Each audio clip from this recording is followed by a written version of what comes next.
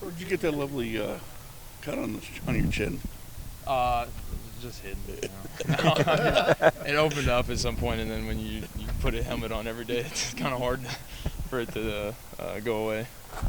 Just this defense, how have you gotten more comfortable, within it, and how's the defense, the guys around you, because you got a lot of experienced guys around you, you feel like gotten more comfortable with you? Yeah, I think just continued repetition, whether it's in practice or the games. I think that's just what helps you get more comfortable. Being able to run stuff out there and more comfortable.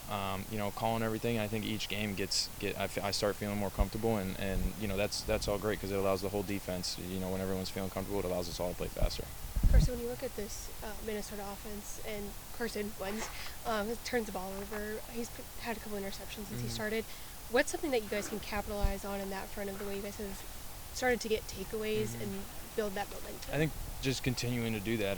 Whether it's punching the ball or getting the interceptions, getting the tip balls and picking those off and capitalizing on things like that, because that's huge momentum for the offense. And when we're able to really flip the field and give them a short field to score, it makes it a lot easier. Grant was talking after the Detroit game. He goes, "Yeah, it's frustrating, being put in positions like you've been put in over the first 4 games, short fields, having to get quick change and all that stuff." But he said, the easiest turnaround is to do kind of turnabout's fair play. Just how much is that kind of the conversation? Is just we got to do our part. We got to when the offense is struggling. It's huge, definitely, because it like you could see it in the games. It gives momentum to the team that causes it. So if we're able to do that and flip the field and give a short field, I think it's really helpful. And for us, that's a big emphasis in being able to control the game. And then when we go out there, getting our stops regardless of where we're at. Just a little bit more on Minnesota. I mean, when you kind of look at them, I mean, what is the number one thing they do that you guys have to be able to take away, or they're it could be a big day for them? Yeah, I think they're able to do a lot well, whether it's running the ball and pass. I think for us, we really just have to each know our jobs and be able to play fast, and for us that's going to lead to success. You guys have still have the best run defense in the league through this part. So when you look at the run defense as a whole, what has really just worked for you guys and clicked, and like you see it kind of on game day of being able to drop guys behind the line of scrimmage, that kind of stuff? Yeah, well, I mean, first of all, it makes it pretty easy when you have the front four that we have. So playing behind that, it's obviously great, and then similar with the back end when we're able to play the coverages we can and be able to stop the run and have more guys in the box, but still stop the pass with that. It's definitely helpful too. And so I think for us, just continuing that, and that's a big emphasis for us is just being physical and fast in the run game.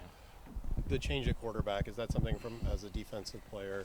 Is that something that you guys were looking forward to? How does the defense respond to a big move like that on the other side of the ball? Yeah, I think for us, regardless of what's happening on the offensive side of the ball, it's our job to go out there, get stops, and get the ball back to the offense. And that's regardless of whoever is out there, that's what we're trying to do. Dylan, being a fellow rookie, I think you played against him, last year when he was at Oregon UCF. Just, for personally, what are kind of your feelings about the opportunity that he has in front of him? I'm excited for him. I'm excited to see what he can do. I know, he's been preparing, and I'm just really excited to see what happens. The Vikings offensive line, a lot of injury issues. I think at least one tackle, maybe both. Center. I mean, when you as a defense see that, I mean, what's kind of going? I mean, what are kind of the conversations like in the thought process of facing a team with those? That's something you want to be able to take advantage of. I think regardless of the offensive line, we're looking to do that, and with our front four, that's something that they're very good at taking advantage of, and it's definitely helpful when they try and drop back and don't have a lot of time, because we get to the quarterback with 4 guys. You ever been to London before? No. What's this? First time. I mean, I know you just got here, but what's this experience? It's been cool. I think it'll be cool to see a little bit more over the next couple days, and get to see what it's all about.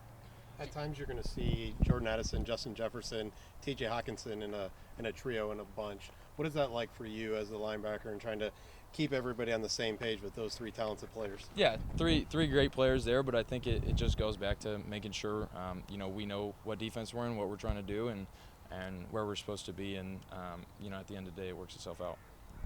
Is there a specific moment in the game that you're mentally preparing for? I think just the whole game is something you mentally prepare for, and really you want to be ready for whatever play we're going to see, whatever formation, and being ready to come out and be prepared and play fast. Were you able to get any rest on that plane? I mean, here or there, yeah, a little rest. I had a lot of coffee today, so